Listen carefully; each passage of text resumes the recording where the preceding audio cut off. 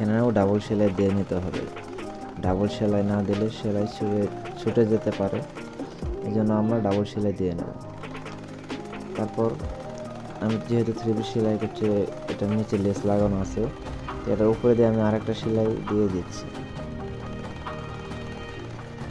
যেন না ছুটে যায়, জিনিসটা মজবুত থাকে। তো তারপর আমরা কামিজের সাইড সেলাই করবো। তো প্রথমে এক ভাঁজ দিয়ে নিলাম, তারপর আরেক ভাঁজ দিয়ে নেব, তারপর মাথায় ব্যাগ স্টিচ দিয়ে সুন্দরভাবে সেলাই করে নেব, সোজা করে সেলাই নেব যেন আঁকা বাঁকা বা মোটা চিকন না হয়। মোটা চিকন হলে খারাপ দেখা যাবে, এই জন্য আমরা সুন্দরভাবে আস্তে আস্তে একদম সমানভাবে সেলাই করে নেব।